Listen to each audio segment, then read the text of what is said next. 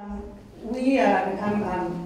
mind blown. We've seen perspectives from different parts of the world, and I've seen them writing notes. I think they all have questions for each other. They want to compare how in the different regions things can work out in a way or another. Because, of course, Latin America will have a very different context and culture than the Middle East, and there's many practices we can share and many questions we can ask each other.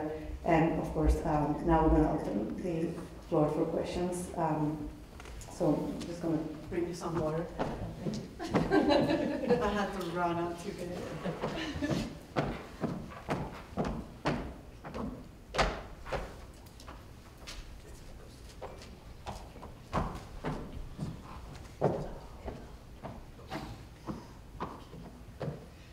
So we're going to start with your questions.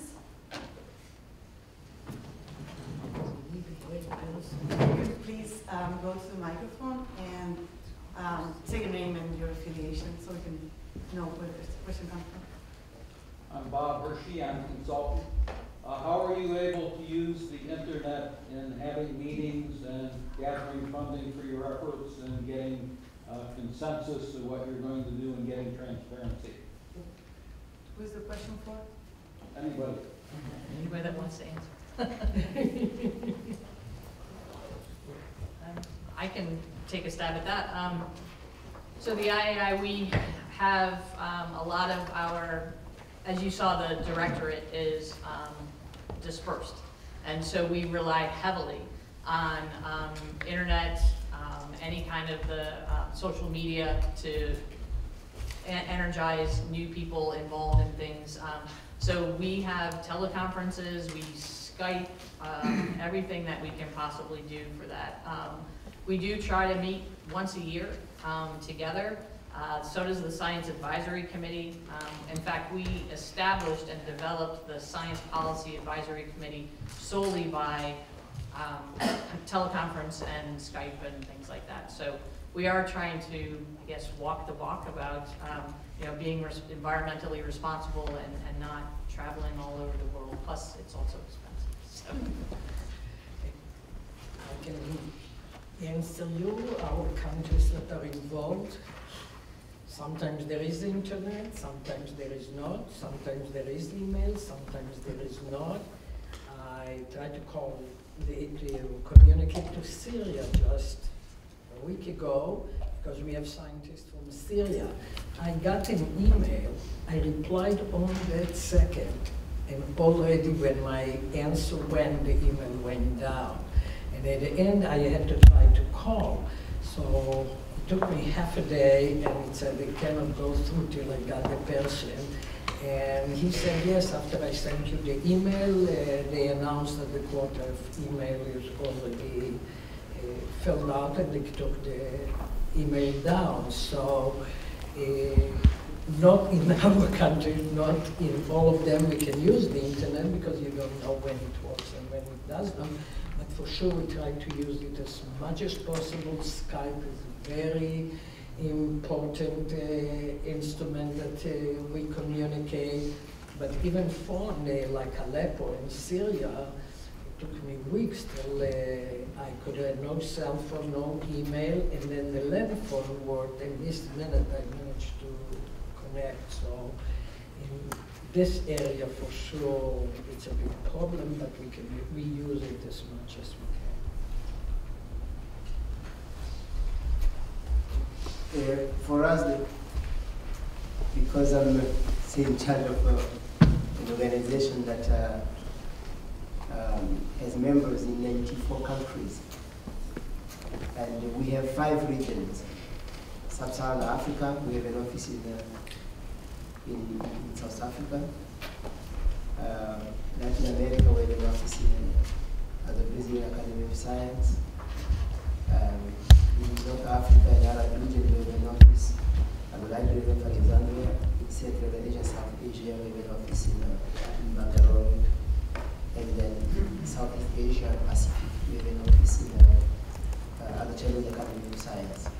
So we try to reach our members and activities through them, but although I travel a lot, but I also communicate a lot through Skype. A lot. And I carry my BlackBerry everywhere, so I really communicate through the BlackBerry, through the internet. And I can almost work like, even now when I'm here, I wake up very early, so I work with my office.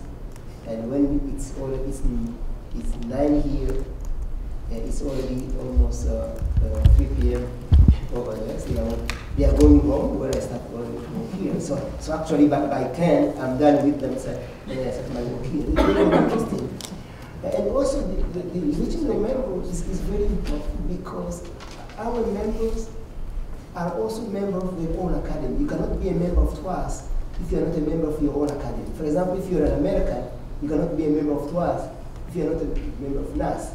This means these people are already influential in their countries. So as we are doing fundraising, we try first to reach these members and to see how the members actually can work with their countries, but also even at other level of fundraising. So very interestingly, yes, I've been able to build a relationship with the members. So every morning I have to send a happy birthday to any person who has a birthday that day. And when he responds, I have to respond.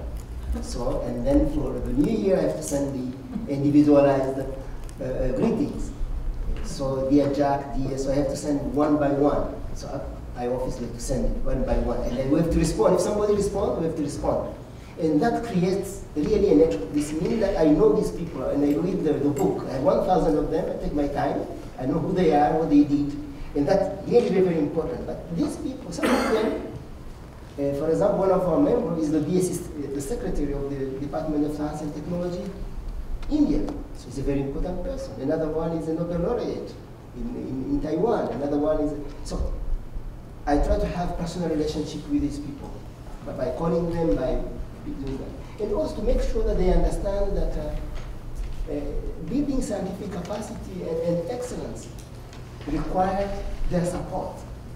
And for example, this year, because of the cut from the Italian government that we received 6% cut, because I had built relationship with the members, I sent a personalized email to every member to request support. Even it's $100. But one person came and said, I don't have money, I just have $100, but I can go to my organization, they can give you money. So he was able to link with his organization to give big support. Also to link with the Ministry of Science. And that was very, very, very, very important. So the internet is really, really, really central in this. Thank you. Anna? Yes, hello. Thank you for all your inputs and it was very interesting. I would like to ask you the field view about the brain drain and brain circulation theories. I would really like to hear your opinion about this because sometimes there has been a lot of papers about that and there are new theories also about how people are working nowadays and you can work with new technologies in 2 places at the same time. So it would be like multitasking, working or something. So what do you think about those people who are training from developing countries, coming here, or the relationship even with the diasporas here in the United States or other countries? I would be very curious to know what your opinion. Thank you. So the issue of the brain drain is a very central issue because when we're doing capacity building and people pay a lot of money for people to have a PhD costs $200,000. So somebody pays for it, and you want to have the person who paid the money to have some benefit, one or another. So basically, first, before we drain a brain, we need to have a brain. So it's very important to be able to make sure that people study. So if you give an opportunity for somebody to study, I don't have to worry if he's going to go back to his hometown or not. First, I need to train him. That is very, very central. So that part is easy. So training, we need to train as many people as possible. So that's, we don't even need to worry about the brain drain. If we have to worry about the brain drain now, we need to look at the issue of policy and politics in your country. some people, some countries are chasing out their people throughout the developing world because of the issue of freedom and other issues. People cannot stay even when they stay because of the issue of free speech and other. Scientists are in bad situation in terms of, so you have these kind of things happening. There are countries really that are chasing out their people. So, and then they go and then they say, oh, brain drain, oh, people don't want to come back. If you want the guys to come back, you need to put conditions for these people to be able to come back. Even when they come back, sometimes they go. I can give you that an example. During the 80s, 90s, Burundi trained a lot of scientists, actually in Belgium. Burundians love their country. Actually, the guy, before he finishes, he has already packed everything. He returns back. All these people return back. And then, in around 1993, there was this crisis. You know, all these scientists had already left, the doctors, they left, and they didn't go far, by the way. First, they started to go to Rwanda, and then they went to further down. Now they are in South Africa, and now they are in Europe because of the situation. So you realize, actually, because of the country, all this period has all these problems, the scientists have already left. And even now, the situation that is, if you read the news now, because of the situation now, you are having, even those who have returned back, because of the situation has stabilized, now they are leaving. And then you can go on the map and link to countries where we have more people, like in the US, you realize that there were bad governance in that country. Take, for example, the Ethiopians, for example. There are many Ethiopians here. You see, it was during the previous administration, what we call Mariam, there was a government there. During that government, people left in mass. A lot of people left. So, can Ethiopia comes and say there was a brain drain? During that period, people left because there was a lot of persecutions. And people died during that period. So if you're lucky, you live. So now people can say there is a brain drain. Yeah, there's a brain drain because the government at that time was bad. It was a bad government. So those things happen in that way. So I can see that. Now, the issue of brain circulation is very, very important also. Coming back to TWAS, I can say plan is that South-South cooperation is very important. China, India, Brazil, Malaysia, Turkey, several countries in the South now have good laboratories and good universities. So most people, when they go to study there, the likelihood of returning back is much, much higher. That is the other thing is, when somebody has already a PhD, you can build his capacity throughout his career by sending it out for 3 months, probably every year or every 2 years to 3 years, to spend 3 months in a good laboratory. And you do it at a global level. So we're trying to have at a global level, you send scientists to other countries to spend 3 months. If you spend 3 months, most of the time the guy will return because he doesn't take time to familiarize with the country. So he goes in and out for 3 months and returns back. That's something that we think is very, very important. But it is very important also to organize regional conferences in the region where they are, to make sure that people don't feel like they have to leave completely their country of origin or their region. So that's something that also is very, very important. That's right. Let's go back to science diplomacy. We are dealing with science diplomacy, so can you please direct your questions and answers to science diplomacy? Because this is what the audience is here for. Yeah, my name is Yahara Cordes. I work at the New York Academy of Sciences, and I manage a program that provides professional development opportunities for graduate students. So I'm in constant dialogue with grad students. And one of the problems that I have found when I get to talk to them is a lot of them are not very pro-globalization, thinking broad, thinking about that dialogue. And I wanted to hear your thoughts about how can we shape the system? How can we change the way that we train our scientists so that we start engaging them in this scientific diplomacy dialogue as early as grad school? You're talking about the US? Well, I wanted a few perspectives. I would love to hear the US, I would love to hear the Middle East, and Because in the US, in other countries, the exchange, especially for students, started much, and especially science students, started much earlier than in the US. Because I know I'm on the protocol committee in the American Chemical Society, where we discussed for years how do we make sure that the chemistry majors go abroad. But I think it's becoming now, especially in the undergraduate in the US, I'm talking now in the US, in the undergraduate programs, a lot of universities almost make it required, so they cannot force you to go abroad. And I think this will make the American students more understand the globalization. From the other point of view, we have programs that we brought a lot of chemistry students from abroad. The American Chemical Society has a program of exchange with German students, with other countries.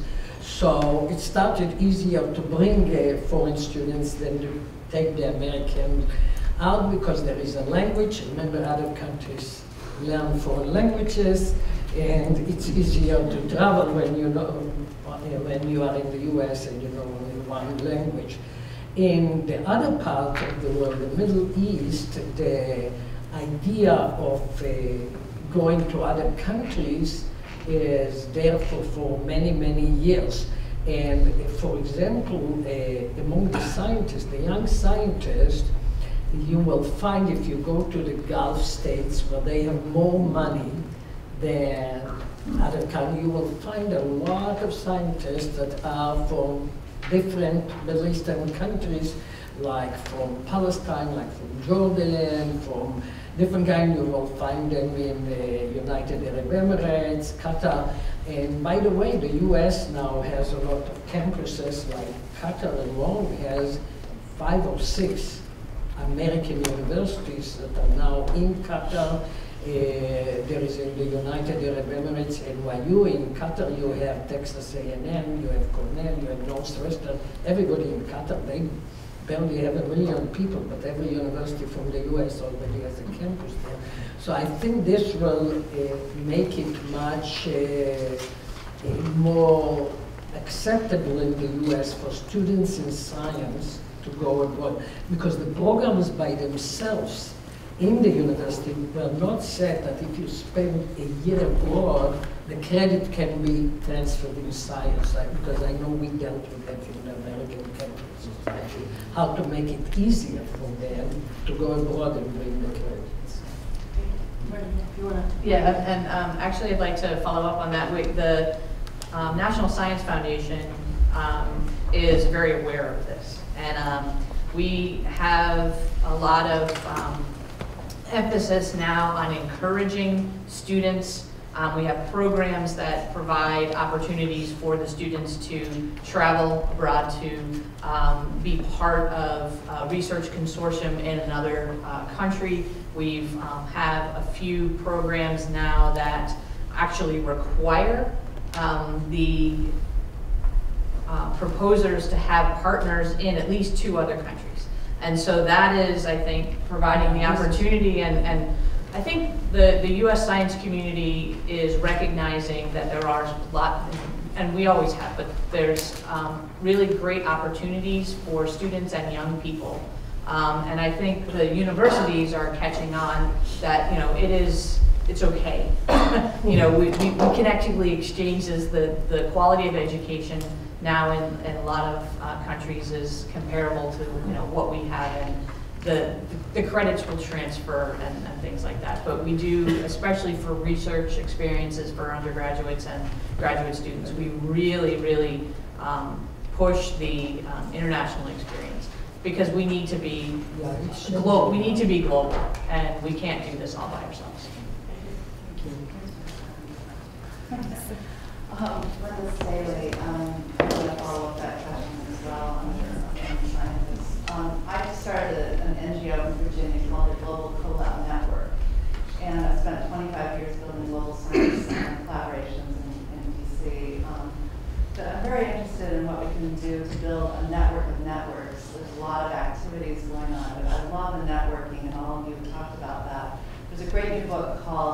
connecting to change the world, if you haven't gotten it, it's fabulous in highlighting how networks can work effectively in case studies and country advice. So my question is, we've been having living room salons in my living room on various grand challenges and local challenges, bringing small subsets together in Arlington to focus on very discrete problems and bringing in diverse stakeholders. And I'm really focusing on youth, on teens and millennials, and how can we engage them. And I'd like to continue to focus on science. But as I go out and look at the global science community, there's lots of different efforts going on, but I don't see a coordinated effort on young scientists and youth on science. There's STEM, there's universities have, of course, focus, and then, of course, I think what you've done, Zafra and Romaine and others, and I know you started a youth Latin America effort, which is really fabulous, but I wonder if they're being networked together and who's doing that. So maybe you could give me a sense of what's happening on that front of the landscape. So one of the programs that we've been heavily involved in, and you heard about this morning, called Future Earth. And so Future Earth has this great aspiration of helping to do exactly that. To bring in young scientists and to provide a venue for them to network together. We've had success in, I would say, in more sectors of disciplines. So Arctic science has had, which I guess is more disciplines than typical. It'll involve natural science, social science.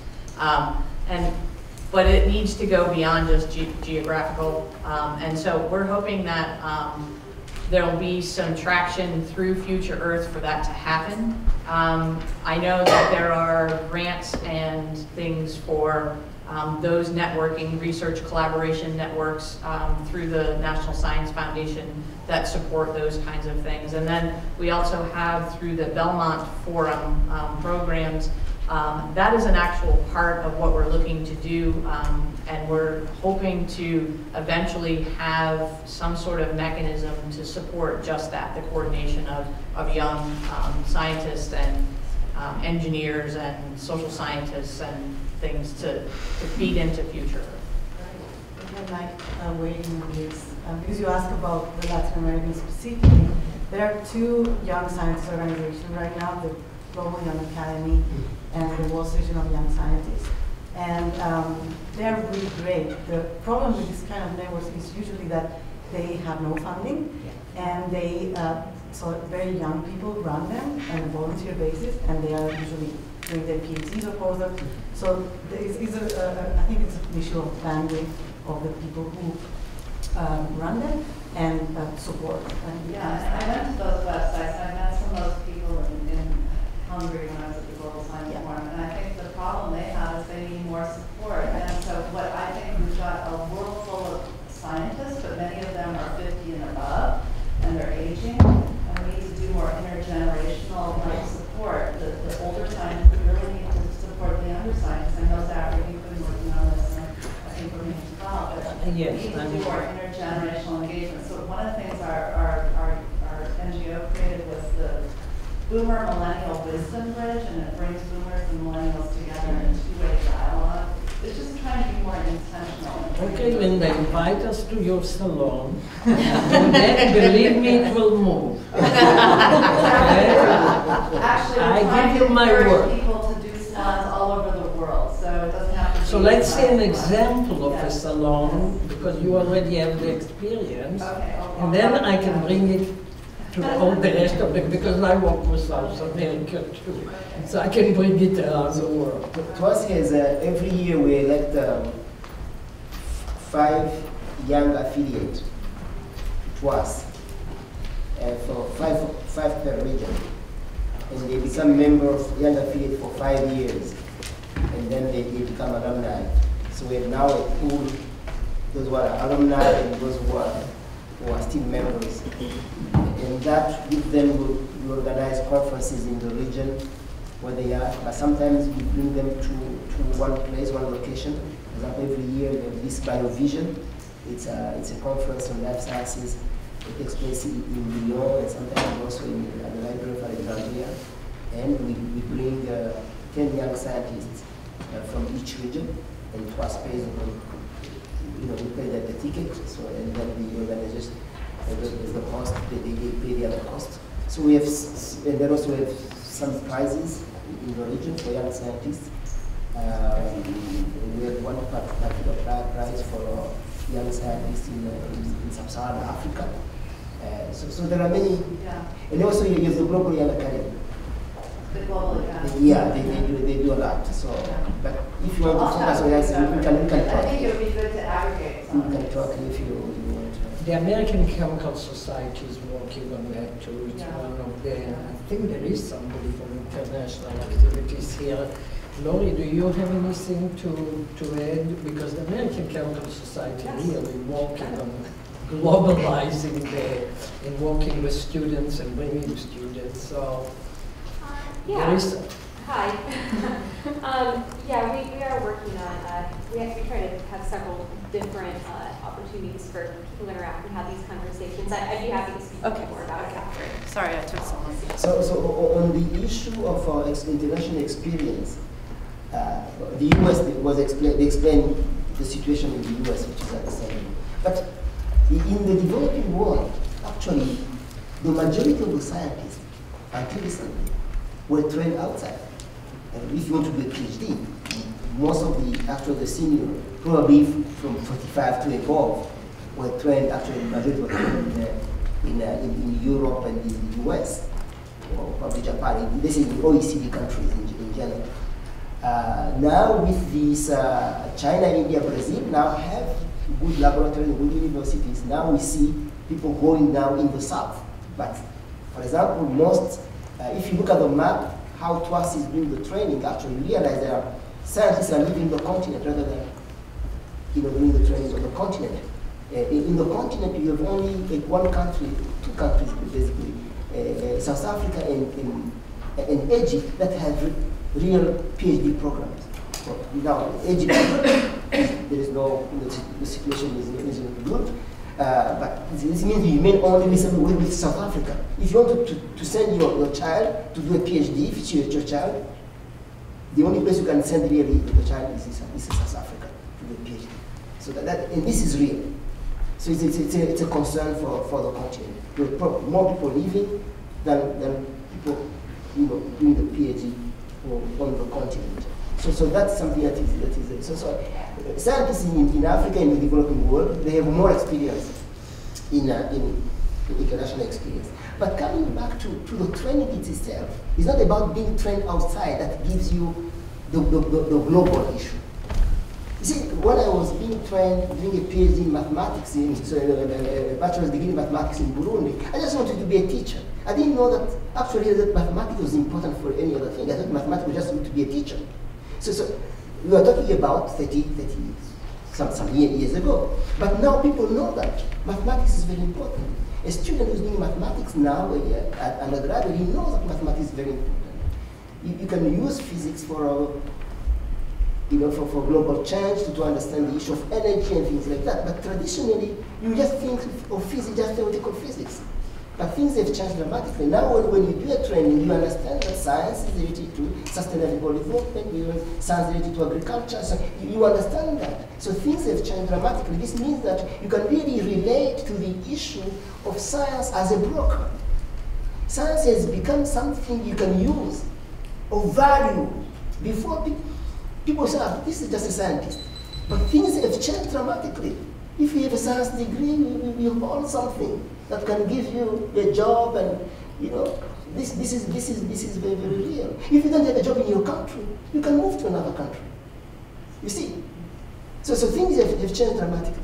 If you don't have a job in the US with a PhD, just go somewhere. If you are ready to go to Africa, you're going to get a job. Because they don't have teachers, for example, at the university. Okay. So it is possible. So science has changed.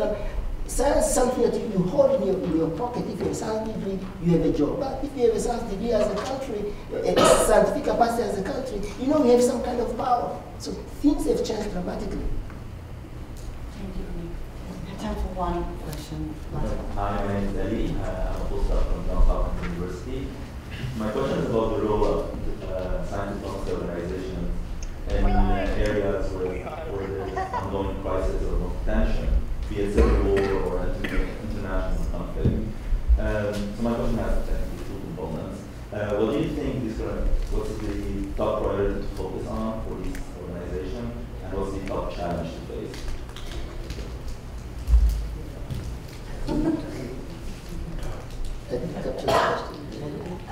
to just make sure that I think we all understand the question, you're asking for what do we think the main challenges are to start with in places where political conflict or where the relationship isn't the healthiest? Yeah, so in worst case scenarios. in your worst case scenarios, you know, so if we're looking at science diplomacy as a vehicle for solving problems in conflict areas, where would we start? You know, what's the first thing to kind of the purpose of the multi-conference. That's why I looked at you. Countries that are all in conflict, you know, with each other, with the rest of the world. So the point is to read, and you have to be very, very careful on who you are inviting to be involved. Because even if somebody is a scientist with a PhD, does not mean that it's the right person to try to be involved in science diplomacy and solve conflicts. Usually I start by, when I received the Science Diplomacy Award, I said science can prolong life, but science can cut life short. All the weapon of mass destruction is developed by scientists. So when you want to use science diplomacy for the betterment of humankind and the planet, you have to be very careful whom you're inviting. So you have to always get recommendation of whom you're inviting. This is number one. Number two, you have to bring this scientist to a neutral place where they can really meet.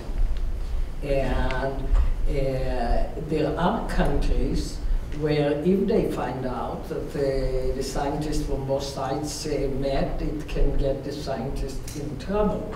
This is why the first thing that we did is having the Nobel laureates, because no government, even in a conflict area, will not understand the importance of their scientists being exposed to these famous scientists. So you must have something that will satisfy the government why scientists from countries in conflicts, or let's call it enemies, are going to get together to meet. So it has to be a neutral place, it has to be a neutral umbrella, it has to be something that if the government asks, and you're Lebanese, I'll give you exactly the example. In Lebanon, officially, you're not allowed to interact with Israelis. So for the Lebanese scientists to interact with Israeli scientists, you need a reason for that, not to get them in trouble. So there are a lot of factors. You have to be extremely sensitive that you don't cause trouble for the people that you bring there. So there are a lot of factors. And once you identify the right scientist, you have to make sure that you don't take pictures of the ones that if the picture is known, they can get in trouble. So there are a lot of factors that have to be taken into account to make sure that you get your objectives and goals, but nobody gets into trouble. We reach 4 o'clock. If there's any final comment or remark, we can have it. Otherwise, we can continue the conversation in the coffee break. You want 1 second closing? Yes. Science diplomacy is succeeding where political diplomacy failed and will fail.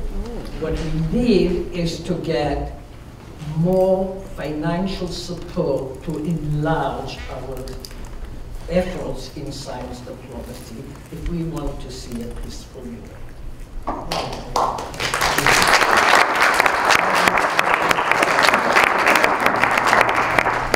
One sentence closure.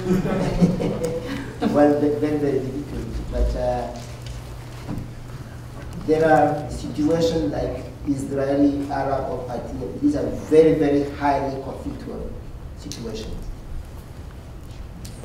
What she says is true.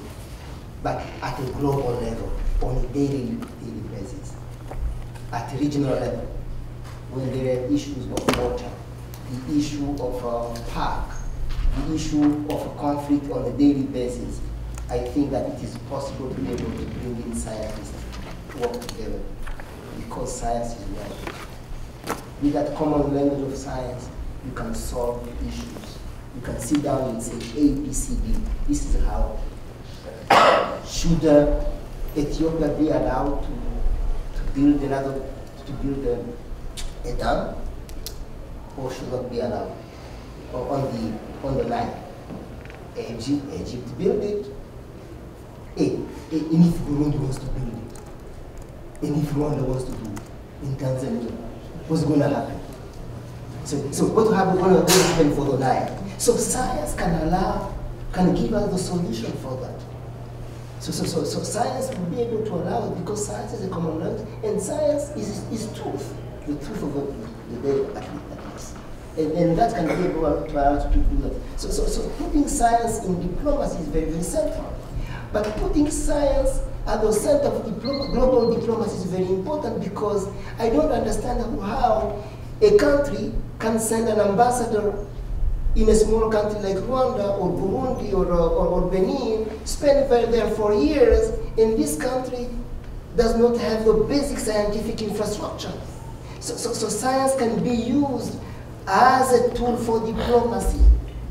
And that is something that should come as new. Before 1957, we didn't know that. Now we know that investment in science and technology gives economic growth. As we grow the economy, you can be able to reduce poverty. So any diplomatic relation does not link science, does not have to build scientific capacity, is a flawed diplomatic relation, in my opinion. Thank you.